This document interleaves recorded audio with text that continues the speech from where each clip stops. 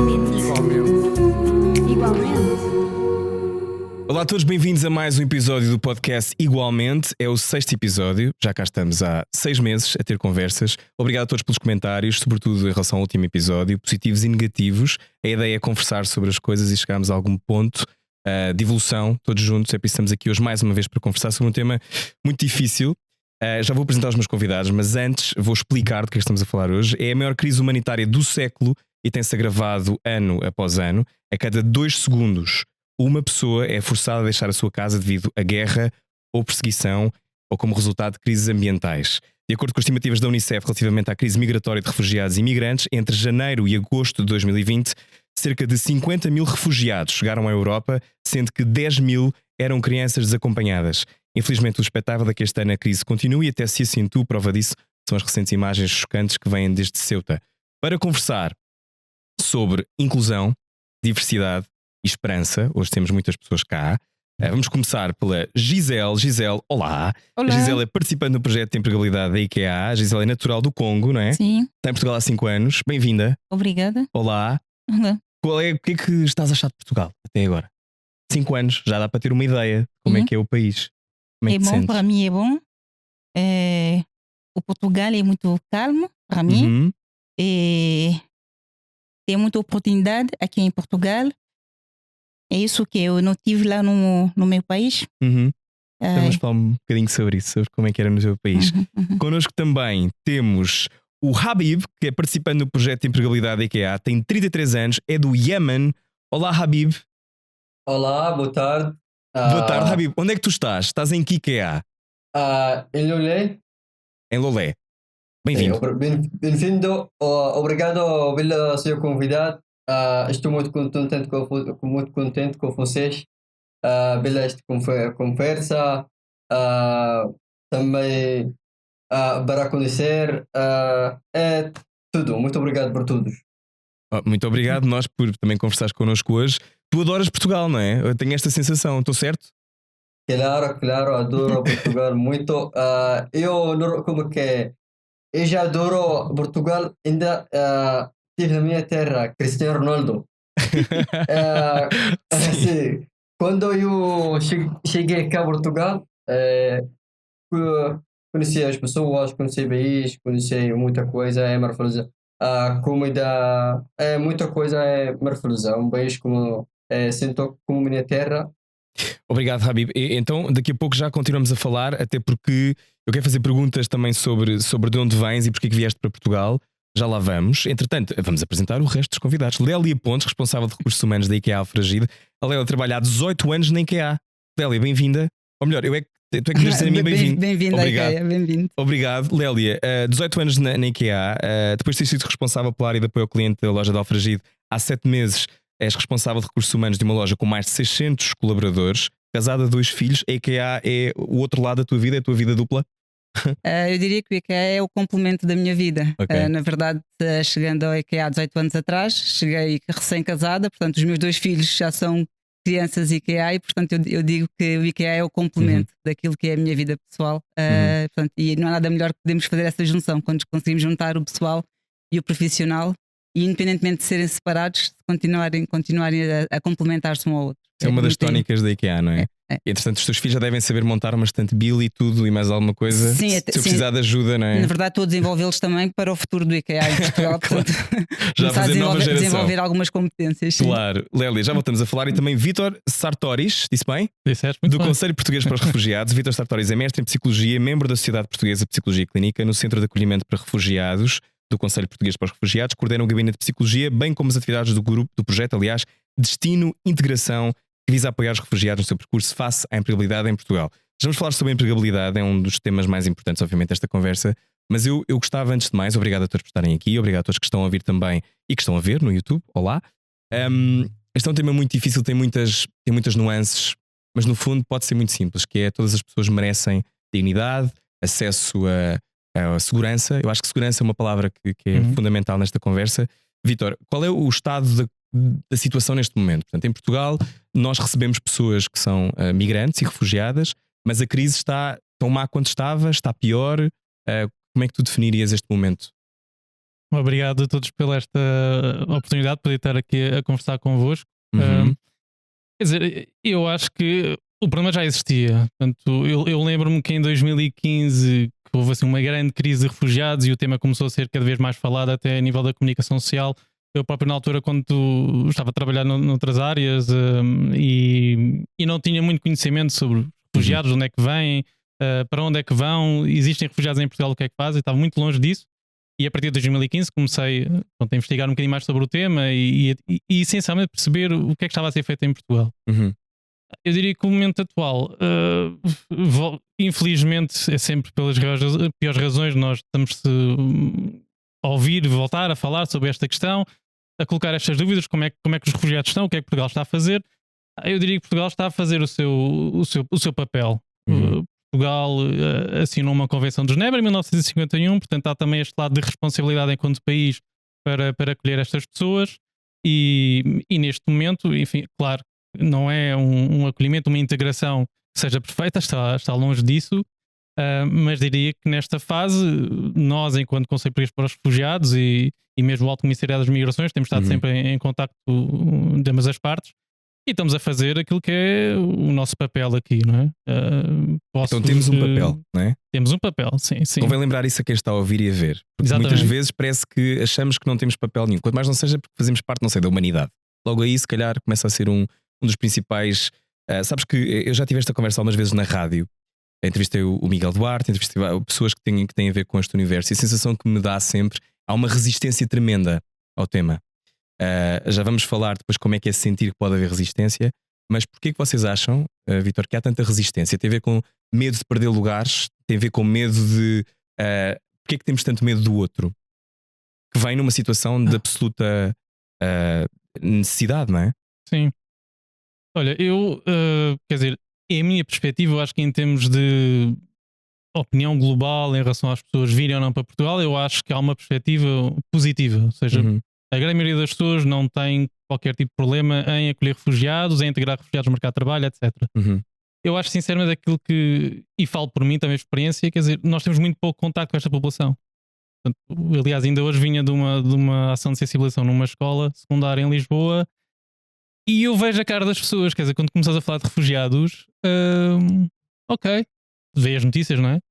E depois há sempre alguma confusão em termos de conceitos, o que é um refugiado, o que é um imigrante, etc. Calhar é importante fazer essa distinção. Qual é a diferença, Vítor? Portanto, quando estamos a falar de uma pessoa refugiada, portanto, estamos a falar de alguém que foi perseguido de forma direta por questões que têm a ver ou com a raça, ou com a religião, a opinião política, etc. Portanto, orientação sexual, sim. Isso está na Convenção de Genebra, vocês podem sempre consultar, mas cá está, há uma perseguição direta. Um imigrante, por mais que isto possa ser sempre discutível de alguma forma, mas quer dizer, um imigrante nós temos que escolher. Há uma escolha. Em algum momento houve uma escolha de, por exemplo, na altura da Troika, eu na altura também estava na faculdade e tive muitos colegas que metade dos meus amigos foram embora, não é? Exatamente, e metade das pessoas, muita gente da nossa geração foi embora. Sim. À procura de uma vida melhor. Não me parece censurável. É que foram à procura de uma vida melhor, não foram forçadas a ir a lá nenhum. E no caso do refugiado estamos a falar de alguém que de um dia para o outro teve que sair. A vida alterou-se de tal forma e de uma forma em que não houve controlo, eles não conseguiram optar por nada, tiveram que sair. E eu acho que isso, quer dizer, a própria dinâmica, a forma como as pessoas depois estão em Portugal ou noutro país qualquer, é completamente diferente. Tu ires para um país, muitas vezes sem conheceres praticamente nada, claro, tens o Cristiano Ronaldo, claro, há assim alguns fenómenos. Habib conheceu o Cristiano Ronaldo, não é, Habib? Claro. Quem não conhece Cristiano Ronaldo? Verdade. Todo mundo. Sim, exatamente. E mesmo ainda hoje. Portugal é Cristiano Ronaldo, sempre. Eu conheço também Luís Figo, antes Cristiano, mas Sim. Cristiano Ronaldo é a bom exemplo. Mas é vir para um país sem conhecer a cultura, sem conhecer a língua, sem perceber legalmente o que é que significa, não é? Porque depois tu estás muitas vezes, podes não ter documentos, há uma série de situações que te deixam completamente desprotegido. Mas há esta resistência.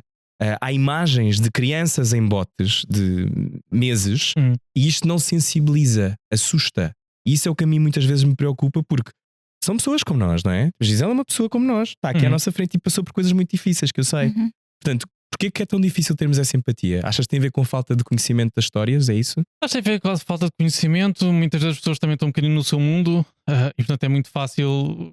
Há pessoas que ainda nem sequer estão em Portugal, que estão. Muitas vezes nem sabemos bem onde é que elas andam, não é? Sabemos que atravessam o Mediterrâneo, etc. Estão lá para fora, é mais fácil, acho eu, não. Quer dizer, é um mecanismo que todos nós utilizamos. Uma situação difícil, muitas vezes é mais fácil esquecer que ela existe, porque assim isto não nos afeta. Agora, evidentemente que isto não é a resposta, não é? Quer dizer, Claro. não estamos a conseguir dar nenhuma Claro. solução, estamos literalmente a pôr os problemas para debaixo do tapete, não é? Então vamos agora mudar aqui o foco para saber como é que é vir para Portugal. Gisele, já falamos um bocadinho. Estás na IKEA há mais ou menos há 2 meses, não é? Não é? Por aí, Um mês e tal. 1 mês e tal. Já sabes como é que é a IKEA. Já estás em Portugal há 5 anos. Porquê é que tu vieste para Portugal? Porquê é que decidiste vir para Portugal e sair do Congo? Eu saí do Congo e depois passou Congo-Brazzaville. Congo-Brazzaville e depois Mali, entrou Mali. Mali, Algéria, Marrocos, onde que eu pedi o papel para refugiado. Então fizeste esse caminho todo entre esses países. Como é que o fizeste? É assim, eu saí do meu país com a amiga da minha mãe, porque a minha mãe morreu. Depois fui lá ficar com ela. Ficou com ela, com a família dela. E ela fazia negócio para comprar roupa africana, vender. Eu ficava com os filhos dela. E o marido dela quer ficar comigo. Eu não queria. E depois, quando a mulher dele voltou em casa, eu falo com ela. Mas eu disse que, olha, não fala com o teu marido, não faz nada com o teu marido, senão ele vai me meter fora. Mas ela não queria a coisa que eu disse. E depois ele também saiu, foi em outro país para comprar as roupas. Eu fico lá. E o marido dele disse que tu falou com o meu marido, com a minha mulher, as coisas que passou comigo. Mas eu vou te mandar embora, tu não vai ficar aqui. Depois começa a me insultar. Aquela palavra que eu não conheço em português. Mas tu decidiste ir embora, decidiste sair de lá. Sim, não, o marido dele decidiu que eu vou sair da casa. Da casa que eu moro. E depois eu fico lá, na casa do vizinho, até a mulher dele voltou. Ela disse que tu vai comigo, tu vai me ajudar, onde que eu compro as roupas, tu fica com isto. Saí, fomos no Mali, porque compra o bazin, o tecido. Sim. Saímos, fomos lá, ela me disse, olha, tu vai ficar aqui numa casa, a casa da amiga dela, onde que ela chega para dormir, para fazer as compras. Eu também fico lá com ela. Olha, Gisele, eu vou conversar contigo. Tu não pode voltar comigo lá no Congo-Brazzaville. Tu vai ficar aqui. Eu disse, epa, como eu vou ficar aqui? Ele disse que não, porque o meu marido não gosta de você. Tu também tu não pode voltar no teu país, porque a mulher do teu pai procura de ti para te matar. Tu não pode voltar lá, mas tu vai ficar aqui. Tantas vezes eu vou voltar aqui. Quando volta no Congo, eu vou mandar as coisas, comida, o dinheiro para comprar as coisas. Mas tu vai ficar aqui com a minha amiga, tu vai começar a ajudar ela para ficar com os filhos dele. Eu disse, epa, que é isso? O que está acontecendo na minha vida? E depois eu disse, olha, deixa-me voltar na minha terra. Se a mulher do meu pai quer me matar, eu preciso mesmo que eu moro, porque não... A vida não me dá nada. Eu fiquei lá com ele. Todos os dias eu chorava. Eu pensava sempre na minha mãe. E eu sonhava também sempre a minha mãe. E depois eu vi, não sei como se passou, eu vi muitos africanos, mas não são igual com as pessoas do Mali. Mas fala francês. Eu conversou com ele disse que não são do Camerun. Camarões. Sim. Ele Costa do Marfim. Eu disse que o que você está a fazer aqui? Ele disse que não, nós saí do nosso país para ir no Marrocos. Marrocos? Para fazer o quê? Não, para procurar a vida. Eu disse, epa, Ele explicou também a minha situação. Eu disse Eu que, adoro como tu dizes epá, como se dissesse há 30 anos, epá. Sim, foste para Marrocos? sim, depois eu disse que eu expliquei a minha situação. Hum. Ele disse que não, tu não pode ficar aqui, tu não sabe que há pouco tempo a guerra vai começar aqui no Marrocos, no Mali, porque nós estamos a fugir já para continuar. Eu disse que eu não tenho dinheiro, eu não tenho nada. Ele disse, volta lá na vossa casa, procura dinheiro, se tu vir dinheiro, rouba, vamos. Eu disse que não, eu não posso roubar, mas eu tenho só os tênis que a minha mãe Beatriz comprou para mim. Se você pode comprar, eu vou levar dinheiro para comprar bilhete, mas eu não posso roubar. Ele disse, ok, tu não é inteligente, as pessoas estão a maltratar você, tu vai lá, tu pode roubar, tu pode fazer as coisas que tu quiser. Eu disse que não. E depois voltou na casa, eu conversei com aquela mãe. Eu disse que, olha, eu encontrei os amigos, me disseram assim, mas eu não quero. Liga a minha mãe, porque eu chamo ela a mãe. Uhum. Eu disse que liga a minha mãe para explicar aquela situação que eu estou. E eu quero voltar mesmo no Congo. Se ela não quer, eu vou com aqueles amigos.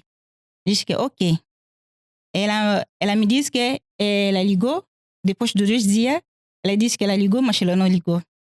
E ficou Mas lá. nunca foi fácil. Não. Tantas vezes eu dormi sem comer, sem tomar banho, porque tu Sem vai. dinheiro, não é? Sem Nenhum. dinheiro, porque para tomar banho mesmo no Mali, tu vai comprar água e não também onde que você vive, no outras cidades, para carregar água na Uhum. cabeça. Tudo este ficou estranho para mim. Mesmo que na minha terra não era fácil, mas aquela do Mali é muito pior, foi muito pior. E depois eu decidi de sair. Decidi sair com as amigas, saímos e Foste para Marrocos? fizemos 2 semanas dos carros, dormi até passamos o deserto. Eu fiz 2 dias lá no deserto, sem comer, sem beber água, sem tomar banho. Onde é que arranjas força para conseguir fazer frente a estas coisas todas? É assim, Gisele. porque ninguém quer me ajudar. Eu disse que, olha, eu vou tentar. Eu vou tentar a realidade. Como vai correr? Não sei. Mas depois saímos, apanhou autocarro. Um autocarro que eu não pago. E depois a gente entrou lá, levou tudo minha roupa, o sapato, explicou a minha situação e disse que, ok, sai, vai, tu vai onde? Eu disse que, olha, eu quero ir na Algéria. Ele disse, ok, vai com Deus. Deus vai te ajudar. Então foste andando e até que chegaste depois a Marrocos Sim. e depois vieste para Portugal. Como é que tu vieste para Portugal? No Marrocos, olha, na Algéria, para entrar no Marrocos, todas as pessoas pretas têm que pagar.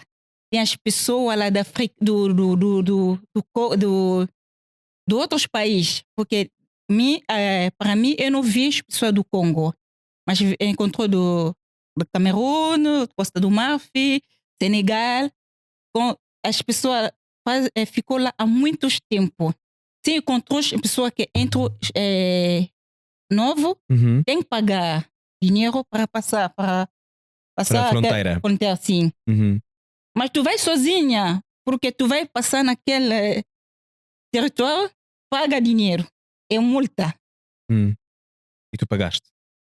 Eu não tinha dinheiro, ficou lá 2 semanas. Eu arranjei o trabalho. Eles vão arranjar o trabalho, vai ligar o Algéria, se quer só para trabalhar, ou limpar a louça, ou faz limpeza em casa. Tu arranja, tu vai lá, tu vai fazer limpeza, arranjar dinheiro, e depois dá ele para te deixar sair, senão tu não vai sair. Conseguiste, passaste. Sim. Marrocos. Qual era o teu objetivo? O que é que tu querias? Querias vir para a Europa? Era isso? A minha ideia, no início, não sabia onde é que eu vou ficar. Porque eu conheço, naquele tempo eu conheço França, Bélgica, Suíça, mas o Portugal, eu conheço sempre o nome Portugal, porque lá no governo temos uma pessoa, o pai dela é português. Uhum. Sim, não tinha ideia do Portugal. Mas quando chegou no Marrocos, começa a ver os africanos, fala do Europa, vai ao mar. Eu disse, eu não vou conseguir. Conseguiu? Não. Não sei porque. Na Algéria, eu consegui violência sexual. É aquela que é a minha filha primeiro. E o problema da violência. Sim. É isso que quando entrou no Marrocos, uma organização de mulher me mandou na. Não tens de Acho contar que se não é- quiseres. Não tens de contar. Se há coisas que não queres contar, não tens de contar. O que eu estava a tentar perceber era. hum, é óbvio que foi muito difícil, é óbvio que é horrível e que nós não sabemos o que isso é.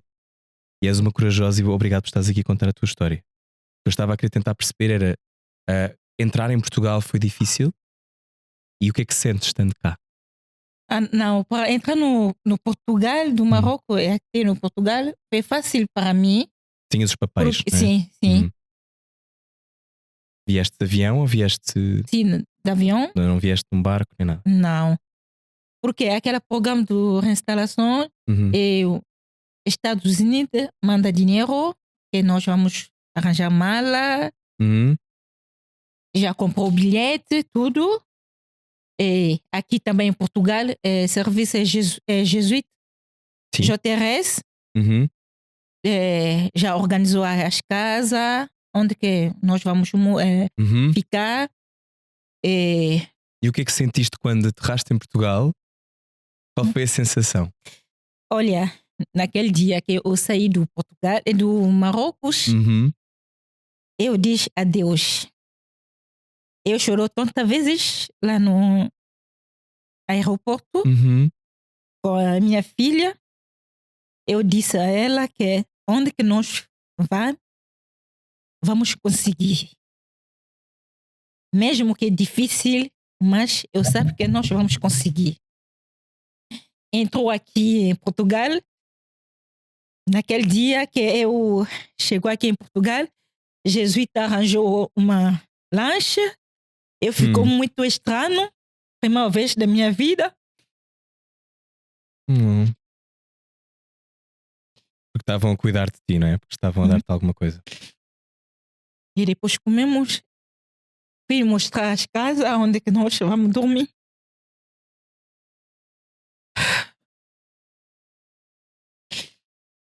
Foi muito. Conseguiste. Estás num país seguro. Muito. Eu amo Portugal. Obrigado, Gisele, por partilhares a tua história. A história da Gisele não, é uma história que muitas pessoas viveram, muitos refugiados viveram. São estas pessoas que chegam a Portugal com histórias parecidas, tão dramáticas quanto, outras pessoas menos dramáticas, mas pessoas que fogem à procura de um lugar melhor. Lélia, agora vamos falar nós. Como é que se inclui? Aliás, há um projeto de empregabilidade no IKEA que inclui pessoas que são refugiadas ou que vêm para Portugal. São 18 participantes em todas as lojas, não é? Todos têm um orientador, um manager, um colega. Como é que tem sido esta integração e como é que a IKEA ajuda que as pessoas se sintam também em casa? Eu acho que o Vítor começou por dizer há pouco algo que é muito interessante, que é quando nós não nos interessamos, não sabemos, o problema é dos outros, não é? Uhum. E eu acho que está muito no DNA da IKEA. Esta capacidade de perceber que negócio se faz através das pessoas e que cada pessoa tem a sua particularidade. Portanto, eu vejo este programa que nós iniciámos este ano como, sem sombra de dúvidas, algo que está no cunho daquilo que é a nossa mensagem, o nosso papel na sociedade, porque eu acho que isto é claramente um papel individual que cada um de nós deve ter e que as organizações, se perceberem efetivamente a importância deste papel, vão perceber que o negócio se vai fazer de uma forma muito mais fluida e muito mais rica. E é verdade que este programa não veio trazer só uma benesse para estas pessoas que chegam com histórias diferentes, sofridas, doridas, mas vem também trazer crescimento pessoal a cada um de nós. aquilo que eu vejo, e eu posso falar pela loja de Alfragide, que é a loja onde eu trabalho, aquilo que eu vejo é a partilha de experiência destas pessoas na loja é tão grande, tu começas a perceber que as outras pessoas começam a ver que este é um problema nosso, não é um problema do outro, é um problema também meu. E se efetivamente isto não traz, se isto saber o problema dos outros não nos traz, ou não nos acrescenta, ou não nos faz crescer em momento nenhum, então de facto a nossa sociedade tem um problema grave. E eu fico muito contente por pertencer a uma organização que tem esta prioridade, que é perceber que efetivamente a diversidade, a inclusão, as histórias de cada uma destas pessoas vai trazer um acrescento ao negócio, vai trazer efetivamente uma mudança na sociedade. Porque estes colaboradores que hoje nós recebemos, né, e na verdade eles são colaboradores IKEA, portanto eles estão neste programa, mas nós não os vemos de outra forma senão como colaboradores, eles têm os mesmos direitos, os mesmos deveres e a mesma energia e compromisso para com a organização. Tem também sido um suporte para que esta mensagem possa passar dentro da organização e ver que os colegas que os recebem, os managers que os estão a receber, os buddies que estão com eles, também estão a viver e a crescer e a aprender com estas histórias, que eu acho que é importante nós falarmos sobre estes assuntos e termos estes assuntos na nossa agenda pessoal ou profissional, que é o que o IKEA neste momento faz, mas pessoalmente eu acredito que todos nós iremos a ganhar se nos envolvermos e nos interessarmos com a história destas pessoas, que é diferente de muitas das nossas histórias, mas que efetivamente trazem um acrescento à nossa vida e à nossa sociedade. E portanto eu acho que este passo neste programa é um win-win. É bom para as pessoas que chegaram, mas eu acho que tem sido verdadeiramente bom para nós que os temos recebido e que temos partilhado com eles estas histórias. Porque é verdade, a Gisele está a dizer, eles estão connosco há 1 mês e meio, mas parece que estão connosco desde sempre. Porque há claramente esta capacidade deles se entrosarem dentro da loja, dentro dos colaboradores, e devemos a preocupação dos colaboradores que já estão em recebê-los e fazê-los sentir em casa e em segurança, que eu acho que é algo que eles procuram também no dia a dia no trabalho deles. Agora quero saber a experiência do Habib. Habib, olá. Olá. Ainda estás aí, não estás? Claro. Olha, conta-me, porque é que decidiste ir para Portugal? Tu já contaste que conhecias Portugal. Isto que a Lélia está a dizer é muito importante, esta coisa de ser uma troca, não é? Não é ser uma coisa de não passa pela salvação, não é? É uma troca e descobrimos que por acaso nós temos o lugar de privilégio de estarmos nesta sociedade, não passarmos por isto, não estarmos dois dias no Saara sem comer e sem beber. Eu acho que faz falta empatia e acho que também tem a ver com não ouvir as histórias. Portanto, ouvindo a tua, Habib, porquê é que tu decidiste ir para Portugal? O que é que se passava no Iémen? O Iémen estava em guerra? Está em guerra, não é? Sim. Foi por isso que decidiste vir? Eu quando estava a trabalhar em Arábia Saudita, do capital da Saudi Arábia. Fui trabalhar Arábia lá, Saudita. mas no 2015 comecei problemas na minha terra, casos de problema, e não segurança, não seguro. Eu quando passou para cá, não tinha ideia para ir para Portugal ou para algum país da Europa específico. Só quero ir para a Europa. Também no início mesmo eu tinha amigo em Turquia. Tu passaste pela Turquia e pela Grécia, não foi? Tu estiveste na Turquia e na Grécia. Passou lá, fica 4 dias. Depois ele disse, nós tivemos conversa assim, ele disse, tu melhor passa para a Europa, para a Alemanha ou para a Suécia ou para outro país. Eu disse, ok. Tudo bem. Estiveste num campo de refugiados? No barco. Tem que pagar quase 2.500 para lá como máfia, não sei o quê.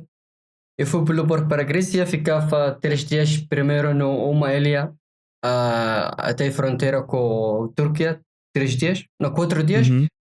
Depois queremos passar para a Croácia, para a Alemanha, mas não conseguimos.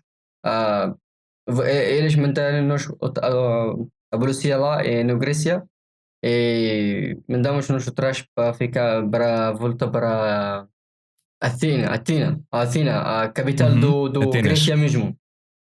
Ficamos lá num campo Depois passou algumas pessoas da organização, não, já não Uhum. lembrou o que é o nome daquela organização, mas eles falam conosco que quer fazer Para poder vir para a Europa, uma cédula europeia, não para a era? Europa tem que Sim. escrever nome.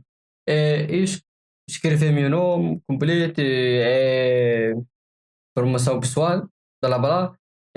Depois de uma semana, eles contactaram comigo, tinha uma entrevista. Eu fui lá, Uhum. eles dizem, Portugal aceitou teu processo, tu queres ir para Portugal? Eu disse, ok, não tem problema. E depois só mais 15, não, mais uma semana também, eles a organizar bilhete, e também médico, Sim. tudo. Depois nós passamos no avião para Lisboa. Para Lisboa e também as pessoas irem para Porto, para Coimbra, para ficarem lá em Lisboa. Mas eu fui com 3 amigos também de outros países para Faro. Agora estou Claro. aí. Como é que Sim, foi estou. em Faro? Como é que foi chegar a Portugal? Foste bem tratado? Foi muito bonito Portugal. Nós quando lá acima no avião, viramos tudo luz, tudo bonito. Eu naquele dia eu fui dormir, mas olha, acordei logo. Bonito Portugal. Outro dia, apanhamos um pouco frio, mas aí mesmo aquelas pessoas que têm responsabilidade nós, têm responsabilidade Sim. do nosso programa, ajudam muito a falar conosco da roupa, da comida. E Sim. sabem falar também conosco. Algumas pessoas falam inglês, nós falamos inglês, alguns correr muito bem, muito, muito bem. Tu estás em Portugal há 5 anos, não é? 5 anos. 5 anos, todo lugar, 5 só um anos. mês em Lisboa. Morava em Benfica ano passado. Ok. Então já conheces já conheces outras partes do país. Tu sentes que os portugueses recebem bem os refugiados? Sentes-te bem em Portugal ou sentes-te minimamente, sentes-te bem tratado pelas pessoas que não trabalham em organizações? Estou a dizer no dia a dia. Sentes isso? Recebem bem, ajudarem. Não foi nada mal.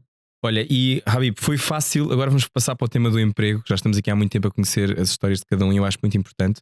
Mas para as pessoas que estão a ouvir, e sobretudo para ti, foi fácil encontrar emprego? Depois vou à Gisele. Como é que tem sido? São 5 anos em Portugal, é muito tempo. Tem sido fácil encontrar trabalho ou não?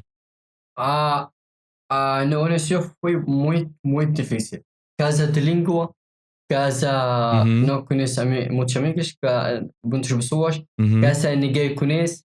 A casa ainda a minha profissão profissional não ajuda-me muito. Casa de língua. Também Tu trabalhavas no quê no Iémen? Habib, desculpa interromper. Tu trabalhavas no quê no Iémen? Eu trabalhava a recepção no hotel. Hotel, turismo. Esse turismo, sim. Ok. Portanto, cá conseguiste trabalhar em turismo cá? Não. Agora sim, mas antigamente não. E foi só como que vontade própria para aprender, para ajuda mim como é que começar. Tenho que aprender, tenho que fazer algum tempo voluntariado para aprender. Passou algum tempo, 3 meses, depois entrei a trabalhar com contrato na cozinha. Também depois voltei a estudar um curso sobre português, língua. Também outra vez trabalhar num Chinese restaurant no 2017. 2018, 2019 fui trabalhar em Mar Shopping aí em Lulé com o chefe José Domingos. Também cozinha. Também tomei um curso profissional de cozinha em Faro, no mesma escola Algarve Academy. Do mesmo chefe. Pois tu gostas da comida portuguesa, não é? Tenho essa ideia. Desculpa? Tu gostas da comida portuguesa também? Gosto, porque eu não sou como que é? Eu agora sou cozinheiro profissional, mas antes eu cheguei para cá não tinha ideia inteira. Não cozinhavas? Não tinha conhecimento sobre a comida mundial, mas agora aprendi tudo. Também comecei a aprender com comida portuguesa. Muito bem, então olha, para todos aqueles que estão a ouvir o programa, nós estamos aqui, obviamente, é extraordinário falarem tão bem português quando as línguas originais não têm quase nada a ver com português. Quer dizer, o francês tem parecenças com português, mas não é a mesma coisa. Vítor, eu passo para ti. Como é que o mercado português consegue absorver os refugiados que chegam a Portugal? Tem interesse? Qual é a tua sensação? Eu acho que há algum desconhecimento sobre estas pessoas. Ou seja, por exemplo, um refugiado pode não trabalhar em Portugal legalmente. Há muitas empresas e muitas pessoas não fazem a mínima ideia. Uns acham que não, e portanto, não é verdade. Portanto, tem exatamente os mesmos direitos que qualquer cidadão nacional. E portanto, eu diria que, para além da questão da língua, que é obviamente o entrave, e uma das coisas que nós fazemos com as pessoas logo ao início é perceber: ok, estamos em Portugal, o que é que tu queres trabalhar? Ou o que é que tu trabalhaste também? E perceber se aquilo que tu trabalhavas, se efetivamente é possível haver aqui alguma forma de o continuar a fazer em Portugal. Claro que profissões que envolvem muito contacto e muito uma comunicação verbal intensa, é complicado numa primeira fase conseguir entrar no mercado de trabalho. Os exemplos que o Habib falava muito da restauração e da hotelaria, até à pandemia, era sempre uma das formas que nós encontrávamos para as pessoas começarem. Para além da integração, aquilo que sentimos é que as pessoas têm que ir para um contexto de trabalho. Porque é ali que vão aprender a língua, porque é ali que vão conhecer Portugal, vão conhecer mais pessoas portugueses, há troca de experiências, muitas vezes troca até de competências, porque são pessoas que muitas vezes ensinam os outros a fazer. No caso concreto, eu não sei, mas nós temos muitas pessoas que já têm 20 anos de experiência, e portanto, obviamente, que muitas vezes são eles próprios que ensinam os mais novos a fazer, porque não têm tanta experiência. Claro. Mas, claro, numa primeira fase tentamos perceber se é possível ou não esse enquadramento. Eu acho que falta aqui um trabalho de sensibilização que nós temos feito também com as empresas. Na altura, quando contactámos o IKEA, enfim, a sensibilização não foi tão necessária, no sentido em que o IKEA já estava completamente aberto a esse sentido. Agora, tem que se mudar a narrativa, não é? A narrativa tem que se mudar, e é preciso entender que as pessoas estão cá. Portanto, não estamos a falar de pessoas que estão lá porque existe efetivamente muitas pessoas que estão à espera de vir para a Europa, e quando digo à espera, vamos falar de anos à espera, e portanto estão naquela situação em que o que é que vai ser a minha vida? Vou para a Europa? Quando é que vou para a Europa? Ninguém me consegue dar uma resposta. E depois chegam a Portugal, mas se ninguém lhes abre a porta, a questão da língua é sempre um exemplo que nós falamos sempre em qualquer contexto, que é: eu não sei a língua, mas se não sei a língua, eu tenho que estar num contexto onde posso exercitar. Claro. Mas se não me abre a porta para estar nesse contexto, como é que eu vou aprender a língua? E andamos um bocadinho à volta disto, neste ciclo. Querem que eu tenha experiência? Se eu não tenho experiência, como é que eu trabalho? É um bocadinho a mesma lógica. Exatamente a mesma lógica. Mas neste caso já há experiência. Claro. Em várias coisas, noutros setores, claro. Eu acho que existem ofertas de trabalho. Infelizmente, a questão da hotelaria e da restauração com a pandemia, pronto, é evidente que teve aqui um abalo grande, e era uma das áreas que as pessoas conseguiam, porque repara, são áreas onde há um processo. A pessoa dentro da hotelaria ou dentro da restauração não tem que imediatamente trabalhar no atendimento ao cliente, por exemplo. Claro. Então dá-lhes tempo para estar a fazer outras funções, quer seja na cozinha, enfim, na gestão do restaurante, que não tenha que implicar esse contacto. E dar-lhes tempo. Portanto, uma pessoa que efetivamente já tenha experiência nessa área, automaticamente, ao habituar-se com a língua e etc., vai demonstrar que tem mais do que competências para isso. Agora, claro, depois há outras formas que nós temos, e por exemplo, na área da construção civil, curiosamente, as últimas pessoas que chegaram e que nós estamos a acompanhar, 80% delas têm experiência nessa área. Estou a falar de pessoas com 20, 30 anos de experiência nessa área, e portanto é mais fácil. E temos feito contacto com diferentes empresas da construção civil que precisam de mão de obra, que é uma área que em Portugal está muito debilitada, não é? Não há mão de obra, ninguém quer trabalhar nisso. E são pessoas que não só têm competências, como querem trabalhar. Estamos a falar de uma questão que é a integração.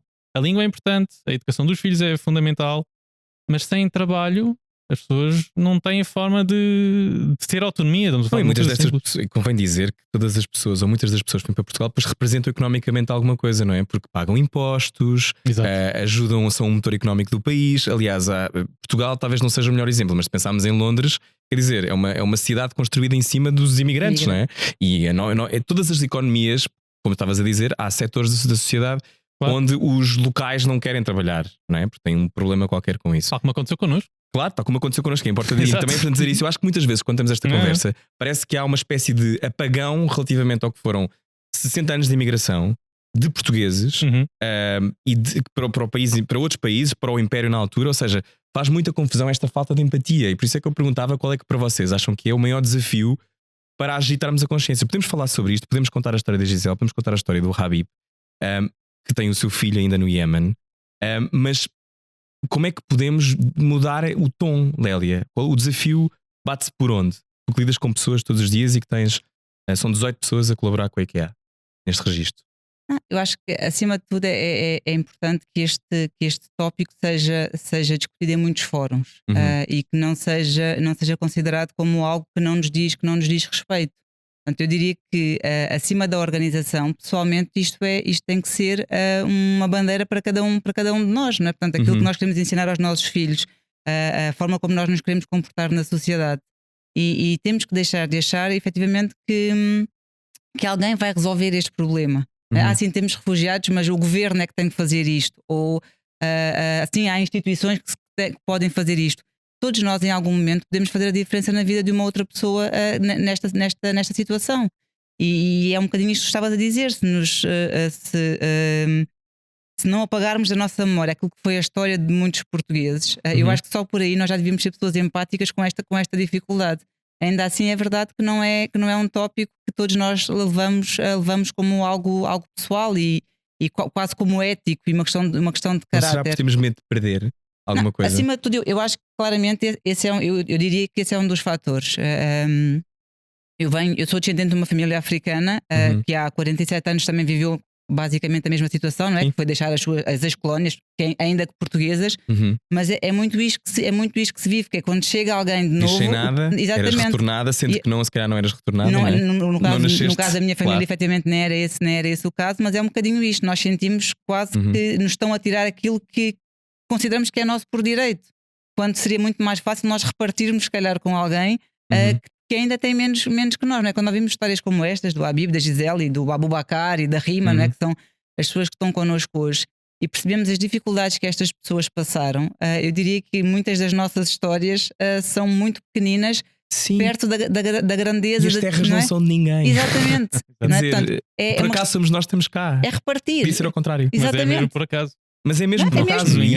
Mas é uma coisa que a mim me choca, é que ninguém faça este exercício. Sim. Ou poucas pessoas fazem este exercício. É fácil que nós estamos hoje a falar sobre isso, nós pensamos sobre isto, claro, mas há muitas pessoas que acham que parece que têm medo que da mesma maneira quando vieram as pessoas depois na guerra colonial, estamos a falar de centenas de milhares de pessoas que vieram para Portugal e que construíram um novo país e que modificaram por completo um país que tinha uma herança de um Estado novo e que era pesado e cinzento e horrível na maioria das coisas, mas essas pessoas foram muito maltratadas na época. Tu deves ter memórias, imagino, não é? E como é que se depois separa a estranheza da diferença? Quando é que a diferença para? Quando é que passam a ser pessoas comuns que fazem parte do país como outra qualquer? Chega a haver esse momento na tua experiência? Tu tocaste há pouco num ponto que tem a ver com a questão económica também. Sim. Ou seja, são pessoas que, ao contrário de certas vozes, sim. não são estão pessoas apenas a viver de alguma coisa que estamos a dar. Não estão a viver dos nossos rendimentos. São pessoas, pelo contrário, que querem contribuir e estão a contribuir para a nossa economia, não é? E há um outro aspecto que tem a ver com a demografia, porque Portugal já é um país com poucos habitantes e o que se perspectiva nos próximos 30, 40 anos não é estarmos a crescer em termos demográficos, pelo contrário. E é uma das coisas que nós muitas vezes pensamos que, por exemplo, a segurança social. Todos nós descontamos para a segurança social, que é para os nossos avós e para quem vive da reforma tenha. Mas se a nossa população um bocado dúbia, se teremos ou não reforma, nós já é dúbio, não é? Mas se a população ativa tiver a diminuir, então de certeza. Depois, quando nós lá chegarmos, não é? Sim. Quem é que vai pagar, não é? Aí já apenas falar das questões como o interior, que é uma das áreas que nós também apostamos muito, porque está muito desertificado e falta imensa mão de obra e são cidades e zonas do país completamente preparadas para acolher pessoas, independentemente de ser refugiado, imigrante, português. Querem receber pessoas porque precisam de pessoas, efetivamente, e portanto, até desse ponto de vista, é uma enorme mais-valia para Portugal poder acolher refugiados. E portanto, como é que nós fazemos isso? Eu gosto de utilizar números. Era isso que eu te ia perguntar. Quais Sim. são os números atualmente? Quantos refugiados é que temos cá? Tens ideia? Eu posso dizer a nível da reinstalação, Uhum. que é o caso da Gisele. Gisele, Uhum. nós neste momento estamos a acompanhar 300 e poucas pessoas. Uhum. E portanto, aquilo que nós fazemos é mostrar números. Por exemplo, a questão da demografia, a questão do impacto económico, mas mesmo questões, e nós muitas vezes utilizamos aqui o IKEA como exemplo, mas há outras marcas que o fazem, Uhum. de estudos que já foram feitos sobre, por exemplo, uma empresa que trabalha com tenha trabalhadores com diferentes backgrounds culturais. Isso é atrativo ou não para o Uhum. consumidor final? E há uma acessão positiva. E a Uhum. verdade é que o consumidor final, no fim, né, nesse processo, fica com uma associação, no caso do IKEA, mas há outras marcas, Uhum. não vale a pena estar a dizer o nome, mas há uma associação positiva. E portanto, até do ponto de vista metodológico, científico, da investigação, nos diz que é benéfico ter pessoas com backgrounds diferentes diferentes, experiências. Claro. E portanto, quer dizer, pessoas ignorantes e que são preconceituosas, e essas eu sinceramente não sei muito bem o que é que Vão posso ser fazer. sempre não é? assim. Exato. Ainda, Mas és mestre em psicologia. Devias ser tu aqui que devias ter uma Pois, solução. mas ainda não sou mágico, portanto. Então o caminho é a visibilidade também, não é? Sim, e neste aspecto, agora acabo por dizer que neste projeto do Destino de Integração, que acabámos por contactar o IKEA, nós, ao construir este projeto, incluímos aqui um fator que é muito importante, que é um dos nossos parceiros é a Associação de Refugiados em Portugal. Uhum. E nós achámos esse aspecto, neste caso o presidente, que é o meu colega, o Diaby Abdurrahman, que é da Costa do Marfim, portanto, a história da Gisela é muito parecida também com ele, que andou Uhum. por esses países todos até chegar a Portugal, e está cá desde 2007, espero que esteja a dizer bem. Mas a ideia era fazer não só ações de sensibilização, contactos com empresas, com alguém refugiado. Vos garanto que não tem nada a ver ser eu, uma pessoa de Lisboa, Uhum. que eu não sei o que é ser refugiado nem nunca vou saber, ou pelo menos espero nunca vir a saber. Mas pode acontecer. Mas Convém pode lembrar as acontecer. pessoas que estão a ouvir e a É. ver, porque pode arrebentar uma guerra e de repente somos nós deste lado da barricada. E temos que ir à Espanha pedir asilo, Calhar. não temos mais Pois. o Ou resto é tens o de meter mar. num barco para ir para os Estados Unidos. Sim. Como de resto aconteceu a muitas pessoas. Sim. É. E nós introduzimos aqui a questão da associação por ser um refugiado a falar sobre, por exemplo, a empregabilidade com a população refugiada que está a chegar. Uhum. E isso faz toda a diferença porque é alguém que passou exatamente pela mesma experiência, é alguém que já sabe como é que funciona Portugal, já tem consciência do mercado de trabalho, Uhum. que já percebe as perspectivas muitas vezes que as pessoas chegam e que numa fase inicial têm que ser sempre ajustadas, Claro. evidente. Quais são as expectativas típicas? Continuar a trabalhar na sua área. Eu acho que é uma perspectiva natural, não é? Eu sou Uhum. psicólogo, se fosse para a Síria ou para o Iraque, não podia ser psicólogo, não sei falar árabe, Sim. portanto, eu teria Uhum. que fazer outra coisa qualquer. E obviamente que a expectativa, aliás, toda a Europa tem esta áurea de continente, Eldorado, não é? sim, aberto, Paraíso e vai tudo correr paraíso, bem. sim, e que está tudo, tudo está construído para toda a gente ter sucesso. Um bocadinho este o feedback que nós temos. Uhum. E portanto, quando chegam cá, sei lá, eu trabalhava como economista, quero ser economista cá. Trabalhava como contabilista ou advogado, quero continuar a fazer isso. Uhum. Sinceramente, do ponto de vista profissional, essa é a parte que mais tenho mais dificuldade. É ter que dizer a uma pessoa que é possível, ok? É possível tu seres o que tu quiseres em Portugal, mas não agora. Porque estás numa fase em que não sabes a língua, tens uma série de urgências, como a questão da casa, Uhum. como a questão da educação dos filhos, questões de saúde, muitas vezes. Uhum. Quer dizer, estamos a falar aqui da questão do emprego, mas existem todas as outras áreas que não estão tão preparadas como nós gostaríamos. E agora na questão da pandemia também, o conseguir explicar a uma pessoa que existe a pandemia, quando esta pessoa tinha a expectativa de ser, por exemplo, operada no SNS, pronto, mas temos uma pandemia e, portanto, Não vai daqui poder a ser. 2 anos pode ser que tenhas essa consulta. Sim. Mas porquê? Mas não foi isso que me disseram, ou pelo menos não era essa a ideia que eu tinha quando vim para a Europa. Pois. E portanto, tu percebes que estamos aqui a falar de expectativas. É um ajuste de uma realidade, não é? É O sempre- tempo todo a ajustar, o que é muito cansativo também, não é? Sim. Ou seja, estás sempre numa fadiga do que te aconteceu. Em termos de expectativas, Gisele, qual é que tem sido para ti a maior dificuldade a adaptar-te em Portugal até agora? Eu trabalho. Trabalho. Uhum. Não era fácil para mim para encontrar trabalho. Uhum. Trabalhaste em quê? Em limpezas? Em limpeza, eu trabalho em limpeza Uhum. na casa particular, mas francês, Uhum. patois francês. Falavas francês todos os dias? Sim. É mais fácil. Mas eu queria falar português e não sempre francês. Pois. Porque eu não sou na França.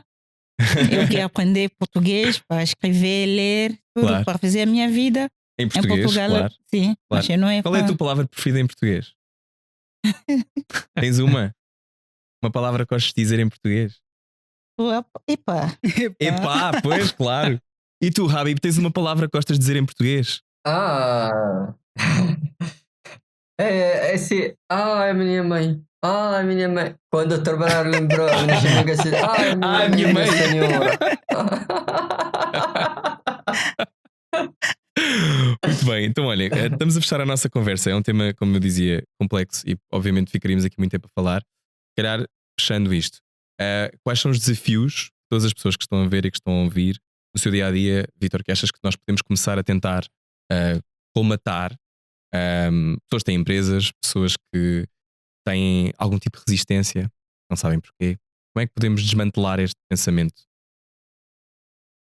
Quer dizer, há um lado que é, do ponto de vista psicológico, emocional, que é, poderíamos ser nós, não é? Já falamos um bocadinho aqui sobre Uhum. isso. Não estamos nunca livres de um desastre natural, de termos que pedir asilo ou pedir proteção a outro país. Uhum. E portanto, é muito importante nós termos isto bem assim na nossa cabeça, porque uma pessoa é refugiada nunca foi porque quis ser refugiado, não é? Claro. Também surgiu porque aconteceu qualquer coisa que fez com que a pessoa tivesse que ficar na Sim. situação em que ficou.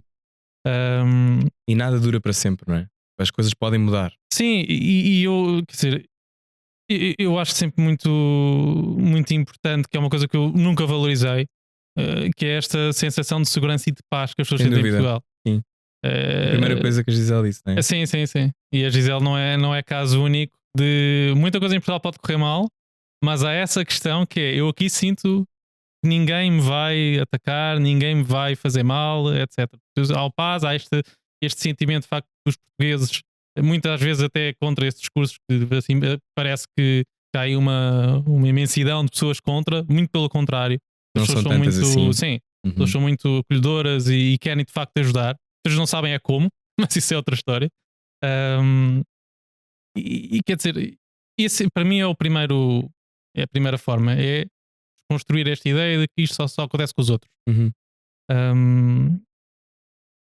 E agora esqueci-me o que é que ia dizer a seguir. Então vou à Lélia. Lélia, qual é para ti a coisa que nós todos devemos ter na cabeça quanto a este tema e qual é o desafio, eu acho, que nós podemos tentar resolver nos próximos tempos? Tu que estás ligado à IKEA há 18 anos, são 18 participantes em todas as lojas nesta iniciativa de empregabilidade e valorização dos refugiados pela IKEA. Qual é que tu achas que é assim a coisa que tu achas que é mais importante aprendermos em conjunto? Eu acho que quando nós começarmos efetivamente a pensar de igual para igual e não tanto às vezes que eu estou a fazer algo para alguém, mas que esta pessoa vem contribuir, Uhum. eu acho que este é claramente o ponto de partida. Tu, à partida, já estás a assumir Uhum. que também vais ganhar um bocadinho com este tipo de relação. E depois eu acho que é muito esta colocação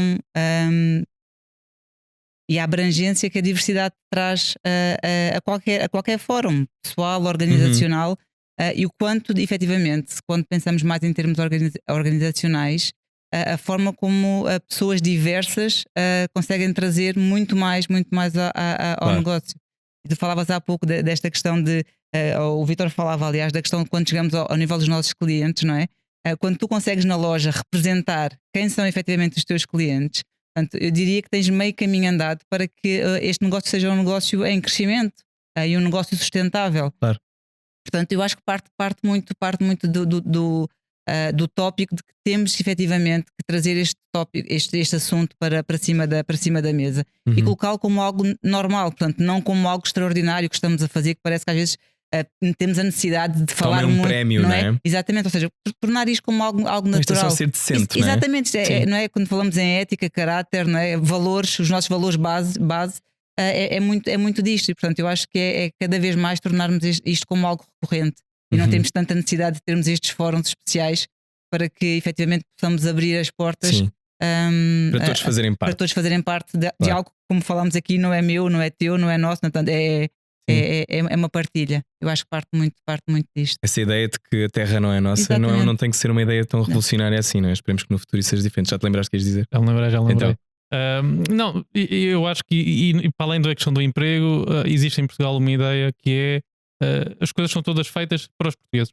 Todos os serviços, saúde, escolas, está tudo feito para os portugueses. E esquecemos que existem muitas pessoas, e não só, obviamente, os refugiados, mas também imigrantes, que não falam a mesma língua. E portanto os serviços também têm que estar adaptados. Quer seja as empresas, como no caso do IKEA, mas também os serviços de saúde. Mas portanto, é isso, é a preparação dos serviços para estar com pessoas que não são portugueses e que têm outras experiências e que têm outras expectativas. Eu acho que se houver essa preparação, é muito mais fácil pessoas, por exemplo, como a Gisele, conseguirem aceder aos serviços e não ter que ficar sempre numa coisa de que a pessoa não fala a minha língua e portanto já não passa esta barreira, não é? Exato, não posso fazer nada. Já não sei como é que me exprimir. E dos serviços também, o que é que eu posso fazer? A pessoa não fala a mesma língua, portanto tem que haver esta preparação. Então, para fechar, Gisele, o que é que tu queres para ti este ano? O que é que tu gostavas que acontecesse na tua vida profissionalmente? Já que estamos a falar da tua vida profissional, eu sei que tens 2 filhos, mas o que é que tu profissionalmente gostavas? O que é que tu sentes com a IKEA e o que é que tu gostavas que acontecesse? No início do ano, este ano, na minha casa, com toda a família, olha, porque eu sou cristã, eu fiz oração a Deus, eu disse que Deus ajuda-me este ano que eu encontre um bom trabalho. E o meu sonho é para encontrar trabalho, para descontar. Eu faço desconto para preparar o futuro. Porque eu recebo rendimento de recessão. Mas este rendimento é só para comer, acabou. Claro. Não tem nada para o futuro. Que quando eu vou ficar velha, rendimento de recessão não vai ajudar nada para mim. Claro. E para o meu filho também. Porque eu quero na minha vida que eu faço as minha filha, que as coisas que a minha mãe não fez para mim. Claro. Eu quero que a minha filha vá na universidade, faça as coisas que eu não conseguia fazer. É isso que eu quero fazer. E vais conseguir. Que idade têm os teus filhos? Mais velha, ela tem 8 anos. Mais jovem, ela tem 2 anos. Quase aqui no outubro vai fazer 3. 3? Então vais conseguir essas coisas todas. E tu, Habib, o que é que tu queres para este ano? O que é que tu gostavas de conseguir profissionalmente? Estás nem que há 2 meses, não é? O que é que tu gostavas de fazer agora este ano? Para fazer no IKEA ou não fazer na minha vida? Na tua vida e profissionalmente. Ok. Nem que há, acho que sim. Na minha vida quero essa estabilidade aqui com a minha mulher, com fazer filhos, quero comprar casa, quero comprar carro, mas um carro para a minha mulher. Também o teu filho já veio do Iémen ou ainda lá está? Quero buscar meu filho porque tenho um filho lá na minha terra. Sim. Quero visitar a minha mãe, tenho saudade dela. Eu também está às vezes doente, também meu pai. Ela está doente, fazer análise todos os dias. Quero também aprender muito para ficar uma pessoa importante no meu trabalho. Também isto é muito importante. Quero o Portugal ficar país número 1 em todo o mundo. É bom, seguro, rico, calmo, desenvolvimento muito bem. Mas moderno. Sim. Obrigado, espero que consigas isto tudo. Obrigado. Espero que consigas isso tudo. Quero tudo bem para vocês. Para aqui também, muito obrigado aqui também para dar-nos esta oportunidade. Claro que sim. E obrigado por contarem as vossas histórias, mesmo. Obrigado a todos por conversarem comigo e sobre este tema. É muito difícil falar deste tema em pouco tempo ou falar deste tema de uma forma que toda a gente compreenda, mas acho que é muito importante que conversas como esta existam para ver se conseguimos começar a mudar. Convém lembrar, se calhar, outra vez os dados. De acordo com estimativas da Unicef relativamente à crise migratória e refugiados, também importa dizer que não vai acabar. Nós vamos voltar a ter este tema mais vezes. Isto faz parte da nossa vida, não vai deixar de acontecer e são pessoas como nós, convém lembrar. Cerca de 50 mil refugiados chegaram à Europa entre janeiro e agosto de 2020, 10 mil crianças acompanhadas e em cada 2 segundos uma pessoa é forçada a deixar a sua casa devido a guerra, perseguição ou como resultado de crises ambientais. Temos de trabalhar a empatia todos. Ainda bem que este podcast também existe para conseguirmos ouvir outras histórias. Obrigado por ouvirem, obrigado por verem. Voltamos daqui a um mês com mais um episódio do podcast igualmente. Adeus. Igualmente.